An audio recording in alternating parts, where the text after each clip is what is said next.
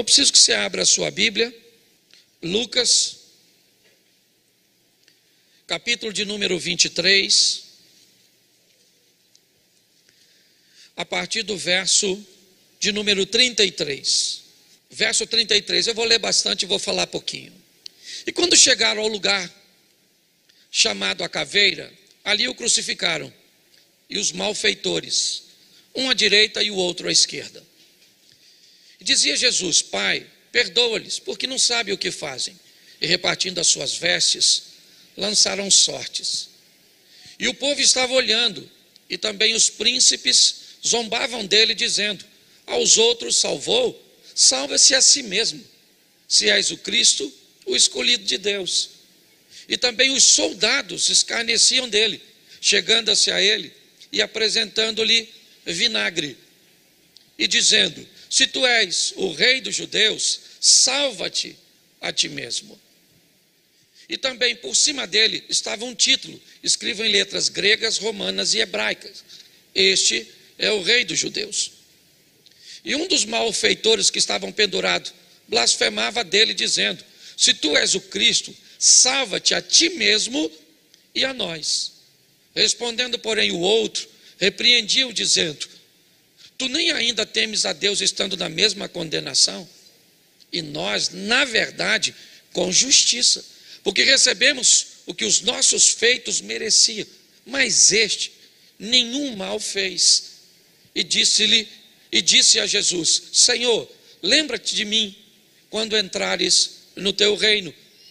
E disse-lhe Jesus: em verdade te digo que hoje estarás comigo no paraíso. Feche os seus olhos. Senhor nosso Deus e Pai, em nome de Jesus, eis aqui a tua palavra.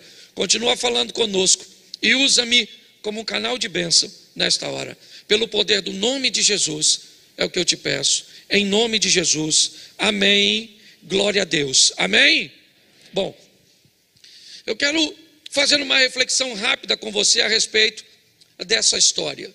O momento em que Jesus é crucificado ao lado de dois ladrões. O catolicismo, ele disse que um desses ladrões era bom, até virou santo, deram o nome para ele de Dimas. O outro ladrão, o da esquerda, que seria o ladrão ruim, se é que a gente pode chamar ladrão de bom e ladrão ruim, certo? É como eles chamam de Simas. Os dois ladrões, um à direita, o outro à esquerda. A história se desenrola entre Jesus, a cruz e os ladrões. À toa eles não estavam ali, porque a morte de cruz era uma das maiores humilhações. E aquilo que era estabelecido para pessoas que eles consideravam extremamente nocivas, não simplesmente pelo que faziam, mas pela influência que poderiam exercer sobre as demais pessoas.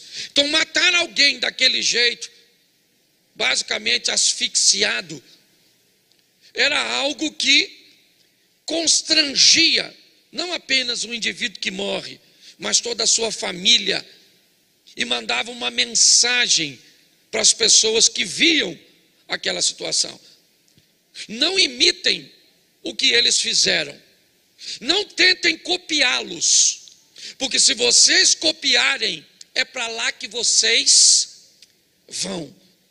O propósito, que não era romano simplesmente, já vinha desde a Pérsia, era um propósito não apenas de resolver um problema momentâneo, mas era de enviar uma mensagem para todos aqueles que vissem: não tentem fazer a mesma coisa, porque se fizerem, vão morrer do mesmo jeito.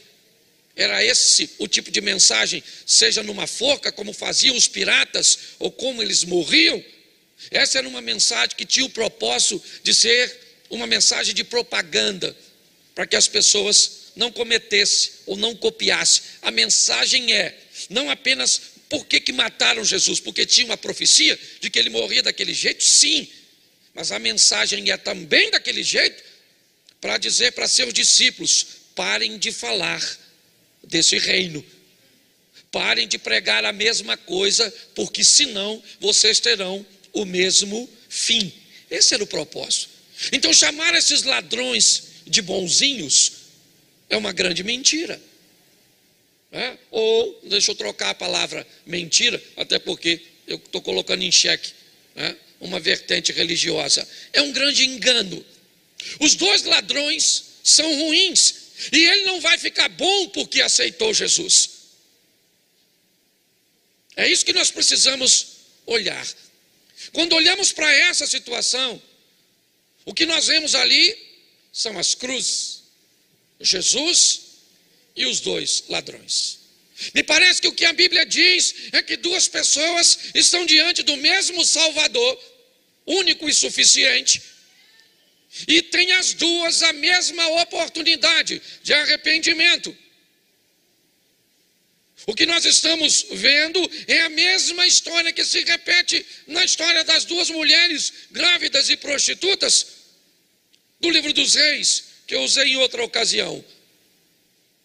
O que tem ali? Dois pecadores, dois homens maus, que cometeram crimes, que eram passivos de crucificação. E entre eles está um indivíduo que pode salvá-lo. Não mais desta vida, porque o que eles fizeram é imperdoável aqui. Eles vão morrer, é verdade. Mas quando nós olhamos para isso, é importante nós entendermos o que é que está acontecendo entre dois homens maus. Quem é que está ali? Jesus. Na mesma condição, o que ele fez? Nada. Ele não era uma ameaça para Roma. Aliás, ele não era uma ameaça nem para os fariseus, saduceus e religiosos. Ele não queria tomar o lugar deles. Ainda que sua retórica, sua maneira de falar, fazia com que as pessoas deixassem aqueles discursos vazios dos outros e caminhassem até ele.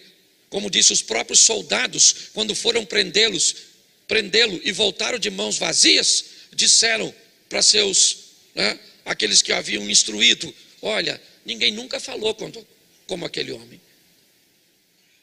Quando você para ouvir, não tem o que dizer desse indivíduo. Então, quando nós olhamos para tudo isso, nós vamos descobrir que havia uma oportunidade. Que oportunidade é essa? A que tem aqui.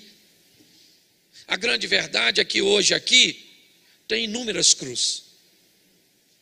Inúmeras. Uma para cada um de nós. Para quê?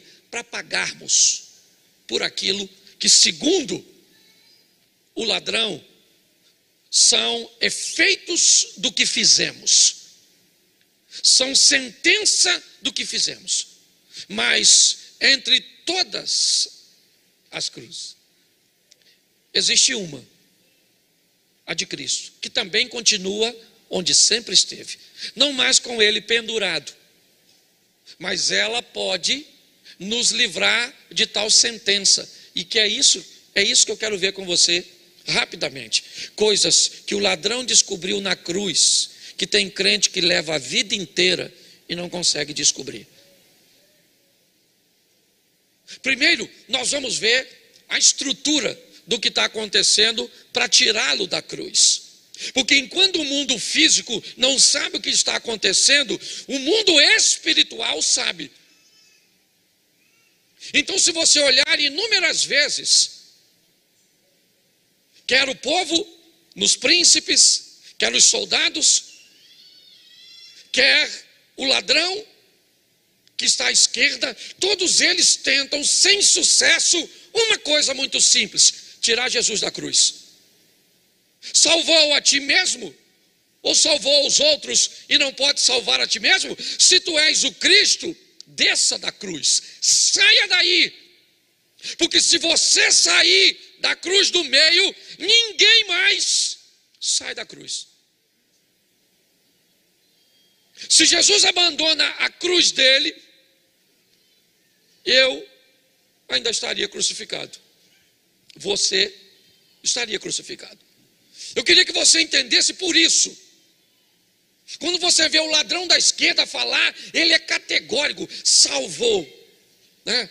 Se tu és o Filho de Deus, salva-te a ti mesmo e a nós.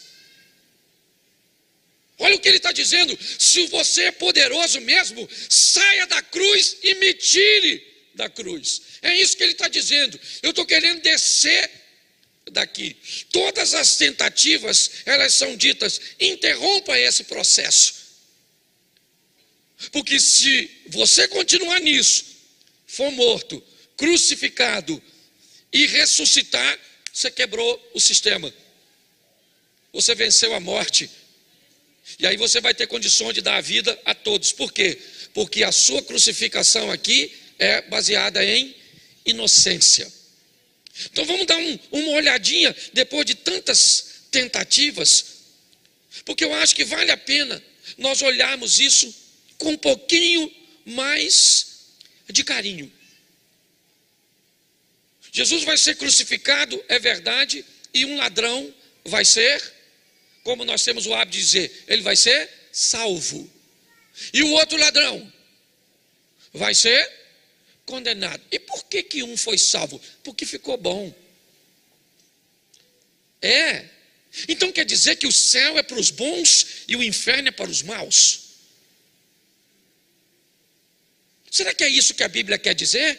Eu aceito Jesus, fico bom, e agora porque eu sou bom, mas eu obedeço as coisas. Lembra do jovem rico dizendo para Jesus: não apenas sei os mandamentos, mas os pratico. E Jesus disse: por que me chamas bom? Bom não há ninguém, a não ser Deus. Se Jesus disse que não há ninguém bom, e olha que ainda não tinha morrido quando disse isso para o jovem rico, o que identifica que a lei ainda está valendo. E se ele obedece, isso daria para ele o adjetivo de bom. Se nós colocarmos na cabeça de que o céu é para os bons, nós vamos ter sérios problemas para seguir a nossa caminhada de fé. O que nós precisamos entender é que proposta é essa. E é isso que a maturidade nos traz. Ele não vai para o céu porque ele é bom. Ele vai para o céu porque, ou vai ser salvo porque se arrepende, porque aceitou salvar, uma salvação que é pela graça, favor e merecer. Se ele fosse bom, ele merecer. Como ele não é bom, ele não. Mas Deus vai. Então, se você está esperando ser bom, eu quero te dar uma notícia: não vai rolar. Pastor, aí você está alimentando a ruindade do povo. Espera eu molhar o bico. Eu ainda não terminei.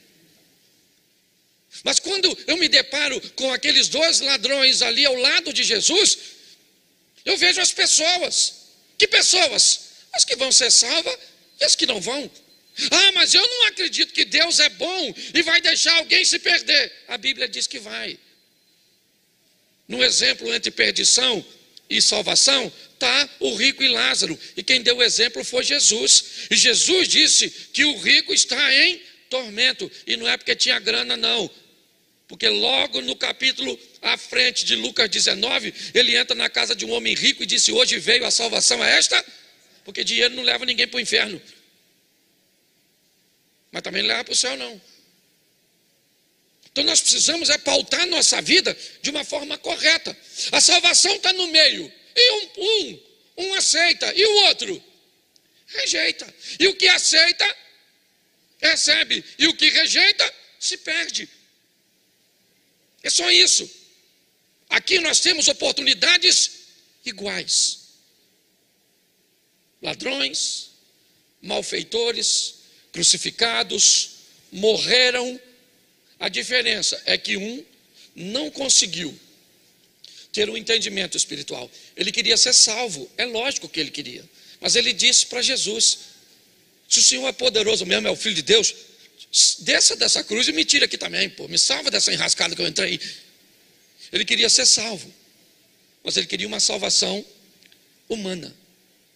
Quando eu olho para o outro ladrão, ele também era ladrão. Eu não sei porque não tenho conhecimento de causa. Talvez até pior do que o ladrão. da esquerda tenha feito mais atrocidades, porque isso não interfere. Eu já falei isso aqui e vou repetir só para você que está nos visitando. Tem gente que parece que tem orgulho de dizer que vai para o inferno por um motivo diferente do outro. Ah, fulano adultera. Eu adultero não, menino. Sou fiel no meu casamento. Eu só minto. Mas pelo menos não vou para o inferno por adultério, eu vou por mentira. Olha que delito. Tem gente que se orgulha pelo motivo que vai se perder. Engraçado, não é? Quando nós olhamos aqui, o que nós vamos ver? O que aconteceu aqui que fez este camarada ganhar a salvação? Ou receber a salvação, como queiram? Ter ficado bom? Que ficou bom, querido. Ninguém sabe o que ele ia fazer. Ele morreu na ocasião. Para ele ficar bom, ele deveria ter recebido a oportunidade, ele deveria ter descido da cruz, ter mostrado que agora ele estava transformado, e aí ele morria, teve tempo. Então não vou dizer que esse cara ficou bom, e não adianta me convencer, porque para mim não ficou. Mas o que ele fez então? Aí é um caminho e um trilho que vale a pena observar. O que esse camarada fez é o trilho que todo pecador que a cruz está querendo mostrar com os ladrões deve tomar para alcançar salvação ou perdição. Talvez esse seja o mapa da mina, o momento chave. Então eu quero acompanhar rapidinho. Esse primeiro culto é rapidinho, né? Depois eu consigo, mas vamos lá. 23, 41. Preste atenção. Olha o que esse camarada está dizendo no verso 41.